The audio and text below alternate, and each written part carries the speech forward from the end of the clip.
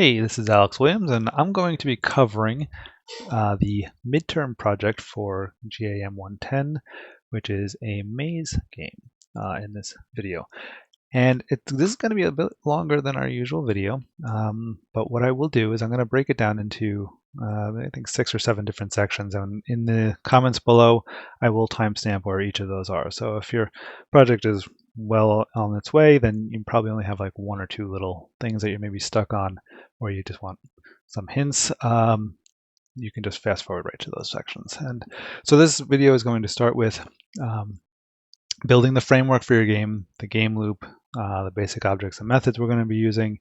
The next step is going to be creating the maze, which of course, every one of these sections could be done in a different way. I'm going to do the most basic way. You're always welcome to do something more or something more creative. Where possible, I'll try to highlight where you could put a little bit more effort into it.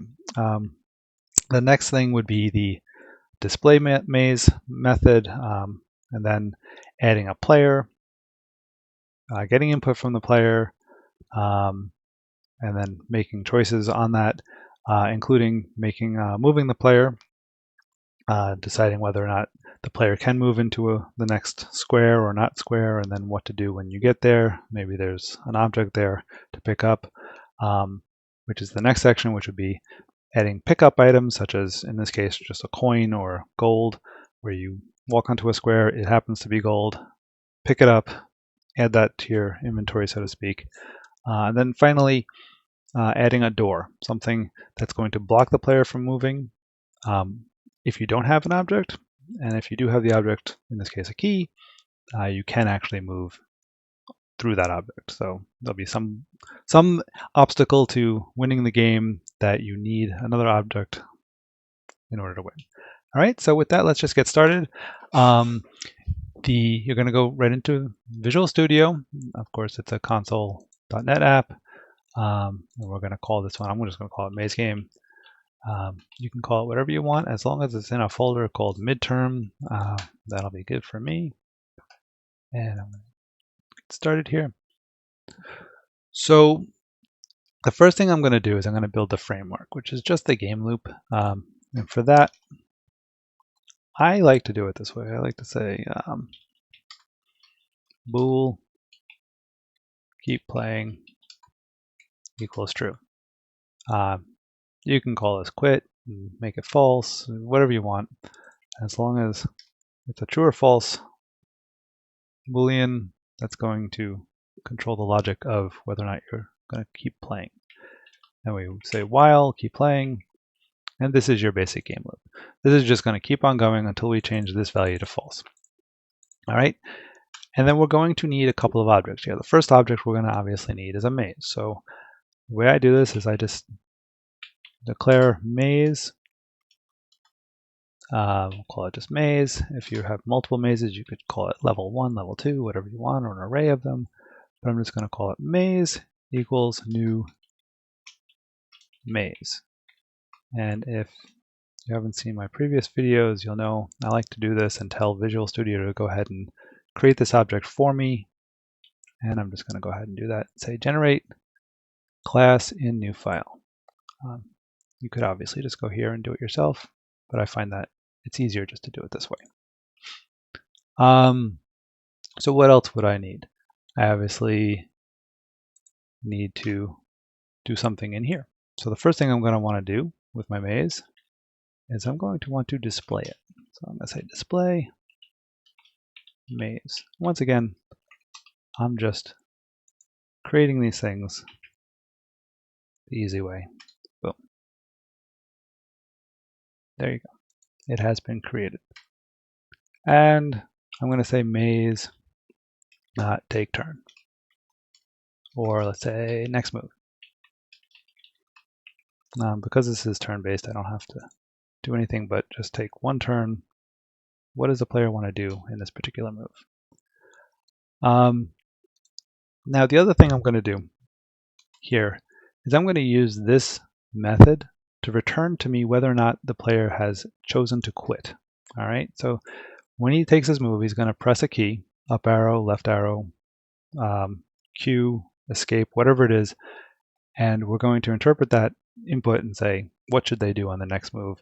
And in this case, it's going to be, it's going to return a true or false whether they should keep playing. So I can just say keep playing equals whatever this method returns. And of course, that one was broken because I didn't put that in to begin with. So if I run over here, if I mouse over this and say F12, it'll bring me right to where that method was created, which is here in this new file. And instead of void, I'm just going to return a bool. And that will fix that little error there. All right, so our program is going to do this thing. It's going to generate this object called maze. It's going to say keep playing equals true. It's going to go into keep playing. It'll display the maze. Then it's going to take a move, or make the next move, and then return back true or false whether we should keep playing and keep in this loop.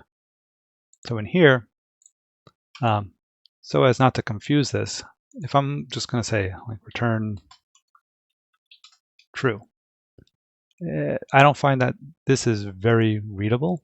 It doesn't really tell anyone looking at this program what this means. I would usually define something up here and say bool keep playing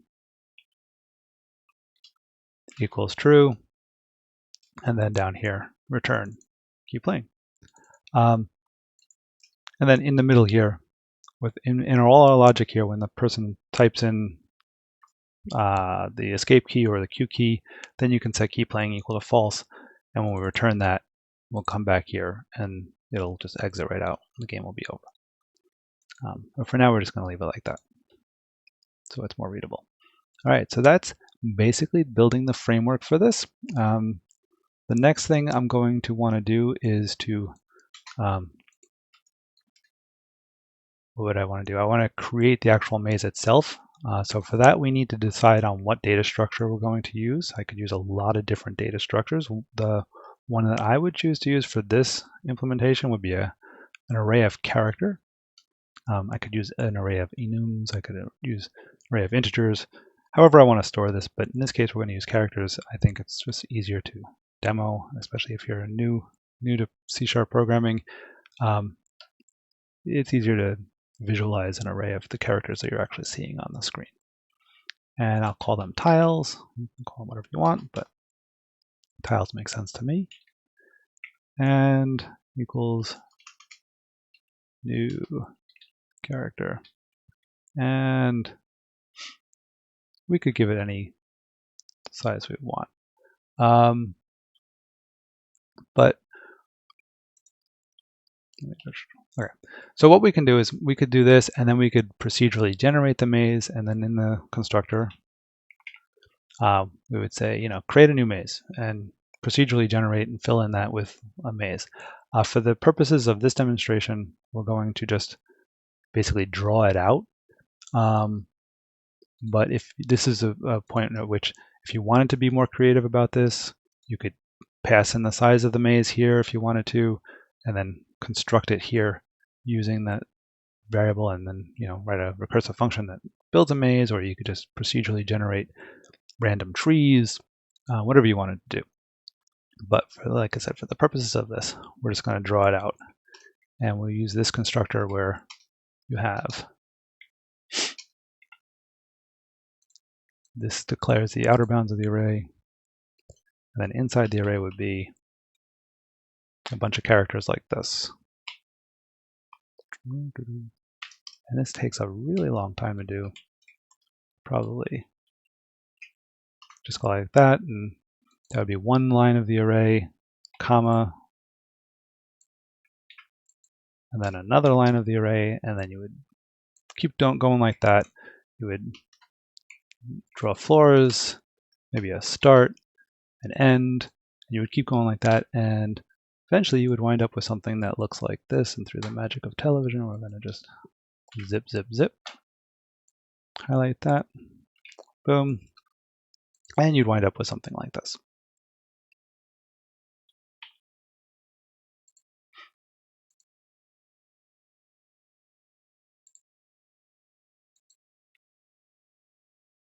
And really close.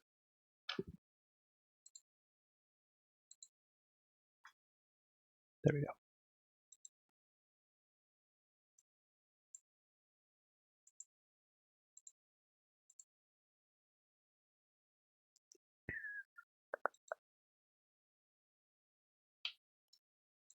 There we go. All right. So you would just basically build it here, and then you could literally just draw your maze just by changing the characters here.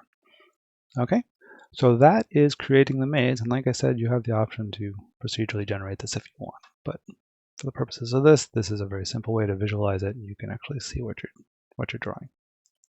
All right. So the next thing that we're going to want to do is to display the maze. And for displaying the maze, I've demoed this in class before, so you might have seen this, but I'm going to change it up a little bit, and we're going to do obviously 2 for loops, and then we're going to do the length. This would be x, and then the length. And let's say it was 15. We would do x15, and then y would be whatever y is. 15. I don't know what these are, and I could count these out, but an easier way to do this is to declare a couple of variables up top here, and we say integer x size and integer y size. And that way we have these. I'm going to fill these up with the length and the width of these, and that way we have these available to us throughout our program, and we don't have to keep putting in these magic numbers. And then if we were to go ahead and add another line to this, we'd have to change it everywhere. So we're going to just put them right here. And if you've seen arrays before, you know I could do y size, or I'll start with x size. If it was a single dimensional array, equals tiles dot length. But this is a multi-dimensional array, and the length would just give you actually, I think, 25 if there was 5 by 5, and wouldn't give you the number you're looking for. What you're looking for is this method on arrays called getLength. And what getLength does is it returns the length of one of the dimensions of your array in order. So the first dimension of your array, the length of this, or the size of this, or the scope of that one would be 0, and whatever's in this field here would be 1. So 0 being how many rows over, and the second one being how many columns. I always get that backwards, especially with this format. It might be the reverse, but it really doesn't matter as long as we're consistent about it.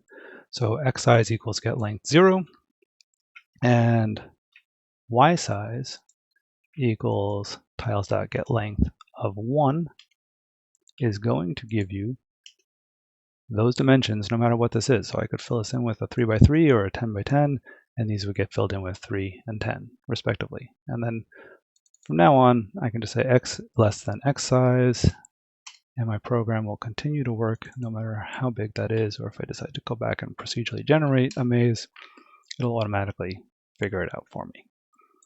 All right, so that's how you get that. And then what I'm going to want to do is at each of these iterations, I'm going to go ahead and want to display the character that belongs in that space. So for that one, I'm just going to say console.writeLine, and I'm going to go tiles, and whatever is in that x and y. And one way to do this would be to console.write, have it go all the way across, and then at the end say console.writeLine, get to another line with a console.clear at the top here. But a much better way to do this is to explicitly tell it where to draw this tile. And console has a nice little feature where you can set the cursor position. And I can just set my X and Y, and then I can just write it there. It's just a nice, neat little way to do it. You don't have to worry about it jumping from one line to another, or it's just an easy way to do that. So if I just run that quickly, I should get something, and it's going to keep going because I don't have a way to get out of this. Where I have my start, draws my maze, I have a door there, and I have the end. And of course, it's going to just go over and over and over again because my while loop doesn't have any way of getting out right now. All right, so that's how we display the maze. The next thing would be to add a player. So adding a player, we could have a class called player, and the player would have a position. But for the purposes of this demonstration, we're just going to have a player position. And we could do int player x and int player y, and then we'd be stuck with checking player x and moving player x and player y throughout this whole program. A much better way to do this is to create a structure. So we create a struct called position and give it an x and a y. And a constructor that takes two variables, y, and I'm going to give it this little thing so we know they're different. And then we assign x and y. And if you've seen the previous videos for lessons 14, 15, 16, and I think no, that's it, 16. 16 I think goes into the structs. You know that we have to assign everything within here. And the reason why I'm not using a class is because later on I might want to assign the player position to a new position and vice versa and do some stuff. And if I do that with a class, it's going to make those two objects the same. Using a struct, we're going to be able to pass the player position by value and modify it and tweak it. So that's how we do that. And then here, I would say my player is actually just a position. Position player. My player is literally just this structure of position. If I were doing a full-on application of this, I might create a player object and have his position.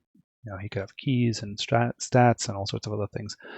But we're just going to call him an x and a y, basically. And then when we construct the maze, I have to declare him and say player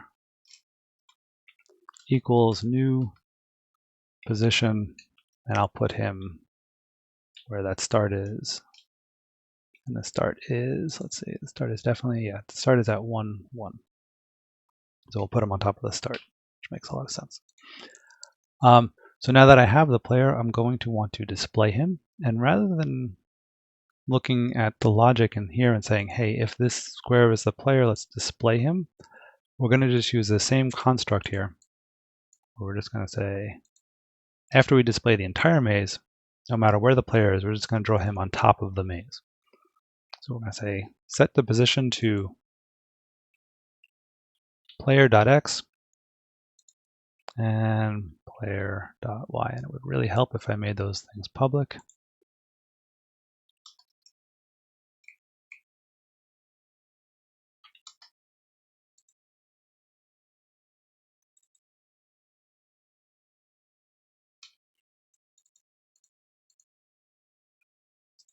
So we're going to set our cursor position to wherever the player is, and then we're just going to console a character that represents the player. And we could, put a smiley face or whatever. We could find a character that suits our player better, but for now we're just going to put a P. And if I run this,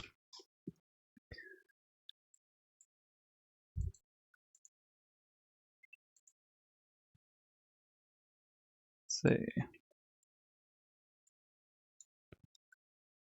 It's flashing. I saw it pop up with a P there once, but I think it's displaying it not fast enough. So let me just throw something in here. Next move, I'm going to say console.readline, just so it stops and we can see if it's actually working. And indeed it does. Before, what we were seeing is it was displaying the S and the P, and for some reason the S was staying there longer than the P was, and we would see that more. But there's the player. He's on top of the map. All right. So that's adding a player. The next thing would be to get input, and we just started with this. And for input, we're going to be looking at getting the keystroke and not like a console.readline because that's going to give us a string. We're looking for just the key that was pressed. And we also want to be able to get the arrow keys. And there's no way to check for arrow key press if we use like a console.read. So we're going to use console.read key. And that's going to give us the key press. And it's going to give us an entire object for the key press. But we really don't want the console key info. We just want one part of that object that it returns, which is console.key, console key. We'll say input equals. This is that entire object, and if I hit dot after that, it'll give me the properties of that object, and one of those is the key. So now we have this, and this is going to be equal to just a key press. And we can act on that using a switch statement. And if you're curious what types of, what this input or a console key holds, if I type input here and hit tab or enter, it's going to enumerate everything out here for me and show me all the keys that could be pressed on my keyboard. So that just builds it out for you. Now, if you wanted to, you could leave all those there and only deal with the keys that you cared about. I'm just going to get rid of them all because we don't really need all that input. And if the person presses Q, what do you think we're going to do? We're going to make keep playing equals false. If the person presses Q, keep playing equals false. If we want to, we can also say, hey, you know what, if they hit escape, sure, why not? Let's let them quit as well. Those are two intuitive keys that someone might press. I just quickly test that. And let's see, it says P. I can hit a lot of different keys. As soon as I hit escape, it quits. Good. That works. It's always a good idea to test things as you go. It's really bad if you do this and you did something wrong and then you go on to the next thing and something doesn't work and you're not sure. Now you're not sure. Is it what I just did? Is it the new thing? So test it every time you make a change just to make sure it works.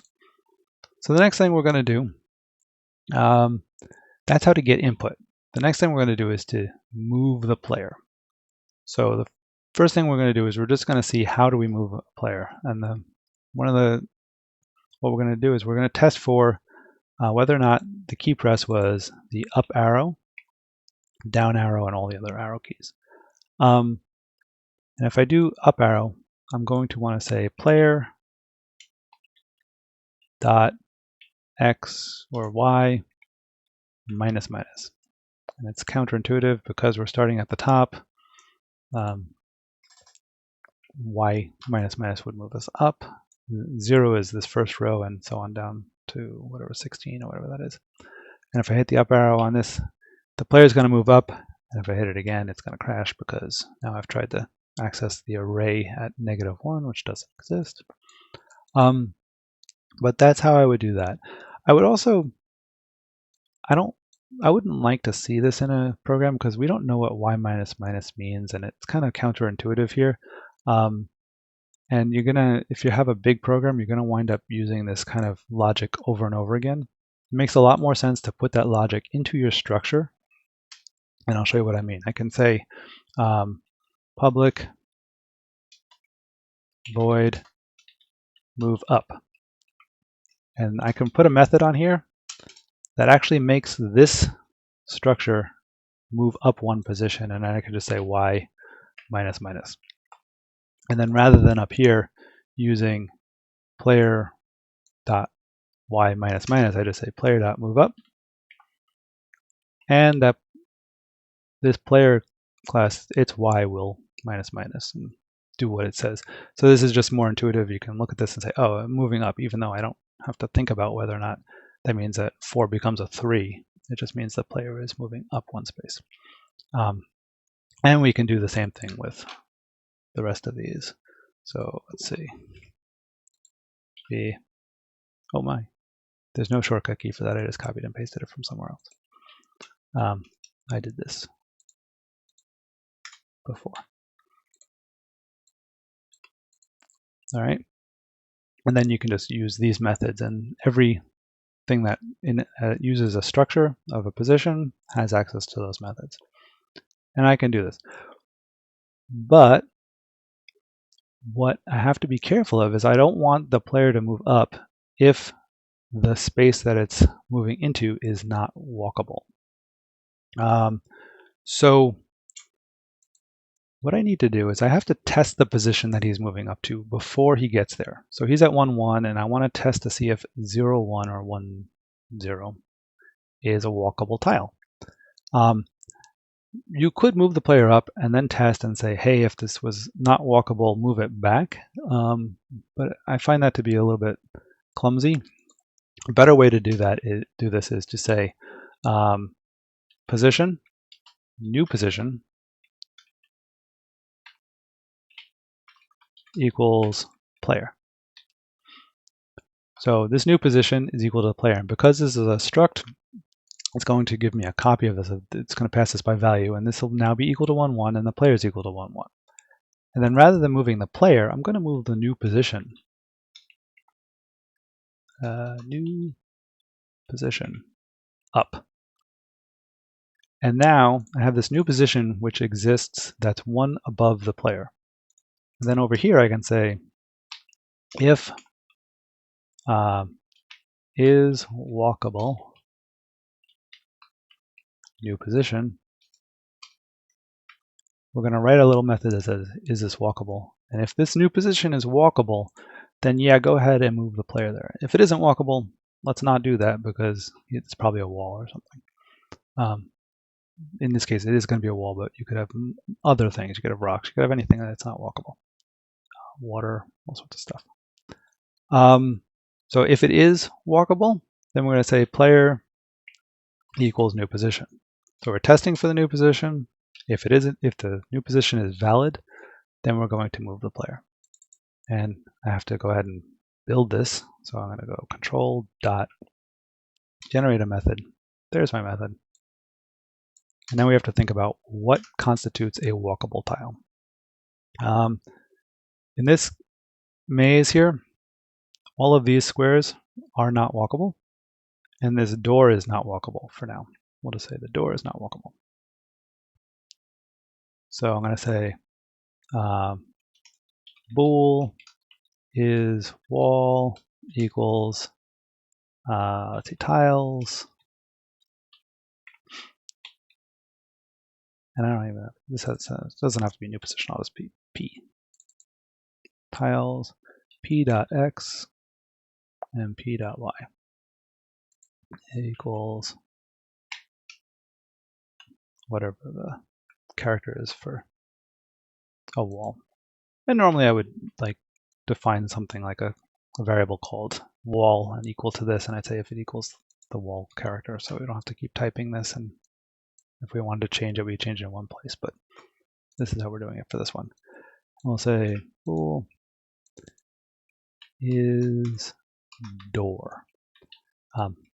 Ultimately, this is going to be a test to see if it's a locked door.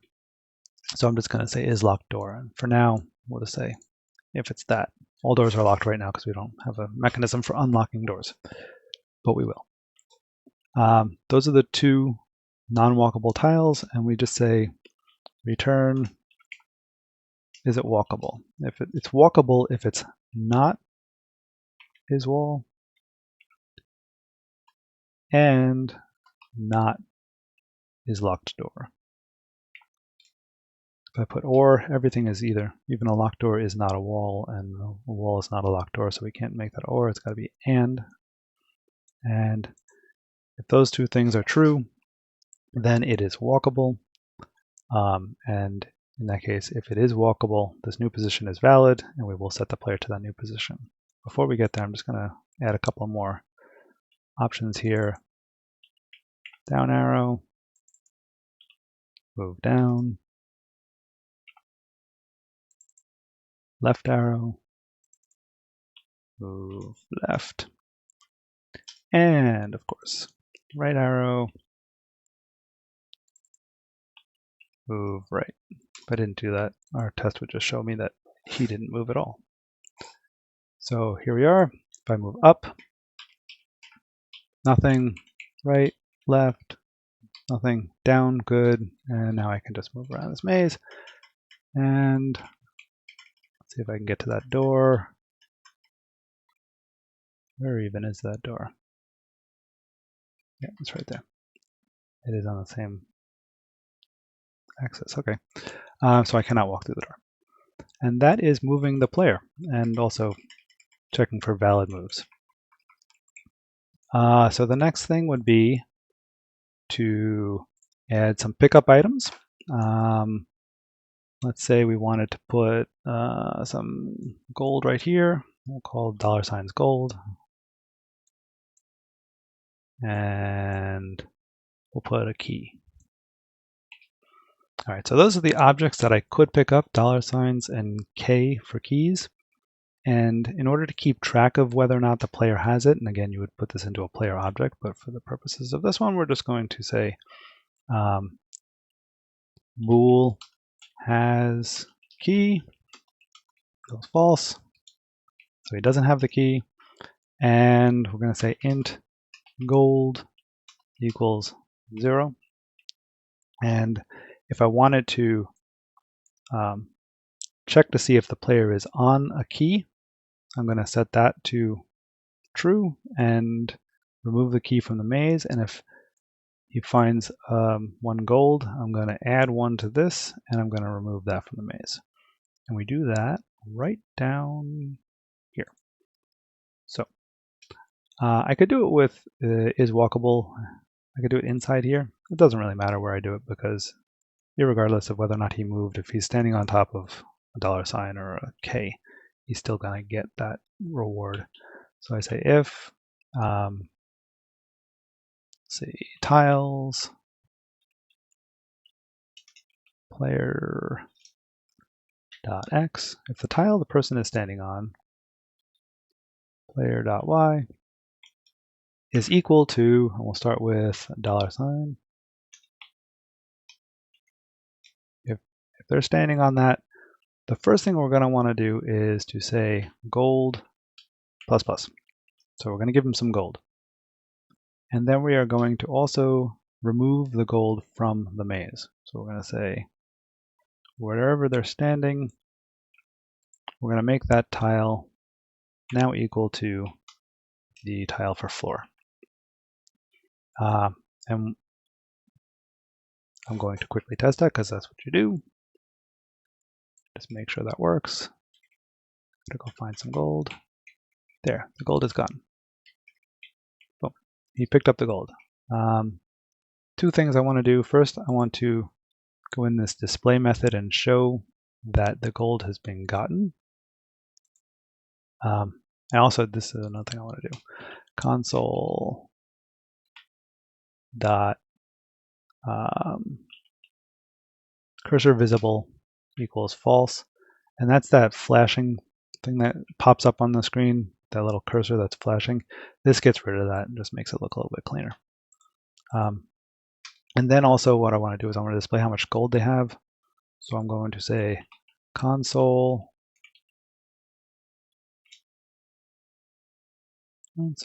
dot set cursor position.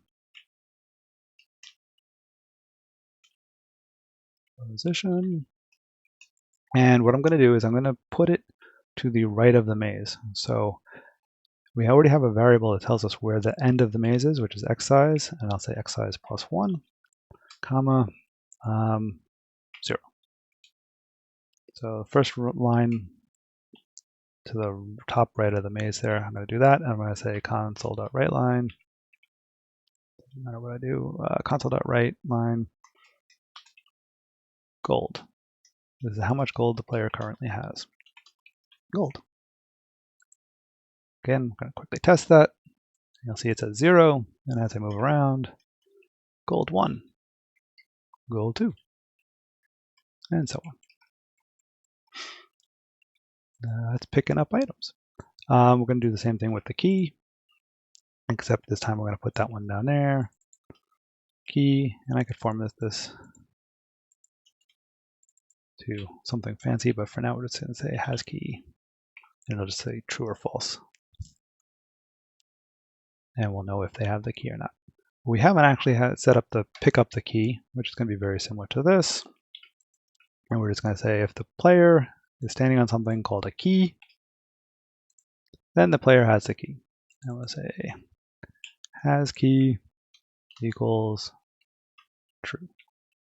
And we're going to do the same thing where we're going to set that floor to empty so that they picked up the key. And I can do that. And boom. Where is that key? I lost the key. There it is. He has the key. So the last thing to do would be to open the door. Not the very last thing. So that was picking up items.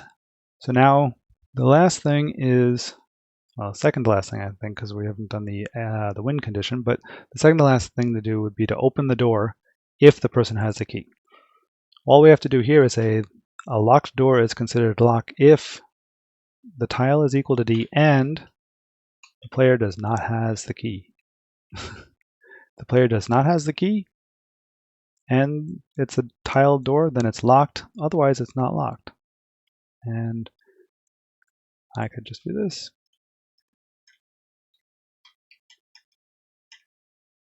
And it's locked. Go back, get the key. My key equals true with 2 E's. I don't know what happened, but it's okay. And I'm going through the door. Boom. Now I get to the end. So the only other thing to do then, that's how to unlock a door. Just change the logic behind whether or not it's walkable. We could also do things where we could change, when we have the key, we could change the D to a lowercase d or something else. In which case you wouldn't have to do this. You could just change it to a lowercase d, and lowercase d and uppercase d are 2 different characters, and that would be a walkable tile. But the last thing we would want to do now is to check to see if the tile is the end of the maze. If it is the end of the maze, we could say, hey, the player is 1. So we say console.writeLine, you have 1. And we probably want to put that, this is going to be displayed probably off to the right there because that's the last place we did the console.setCursor. So you probably want to do a console.setCursor to the bottom of the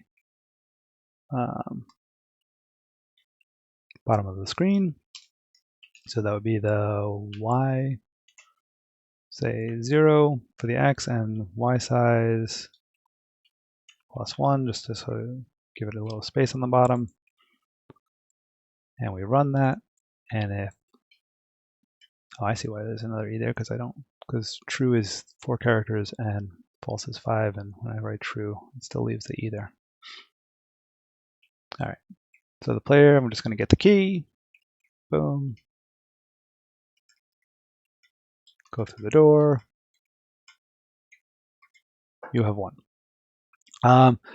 So that's it. That is the full maze game as far as requirements are concerned. You can do things like inside here, you can say you can't win unless you have all the gold. You can change the color of the cursors.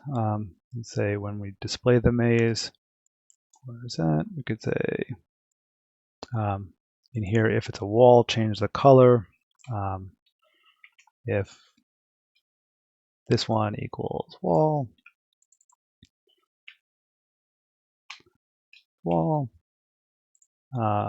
console set background, set background color equals console color dot blue, color blue. So you could do something like that, and then of course you want to change it back to black when it's not after you're done. Just make it a little bit nicer, prettier. You can change the character to a smiley face and the dollar signs to something else, the key to some character that looks more like a key. You can also, another nice thing to do is to make a much bigger maze, and in here, you're always welcome to ping me on Discord or whatever, but you could do it so that it only displays the 10 characters around the player. So he can only see like 5 characters to his left and 5 characters to his right. So when you move, the player actually stays still at one point and the maze actually moves around him. It's not terribly hard to do, but if you want to know about that, I can teach that. And that's really it. All right. Well, thanks for listening. And if you have any questions, again, hit me up on Discord or just send me an email. And we'll talk to you in the next videos. Thanks.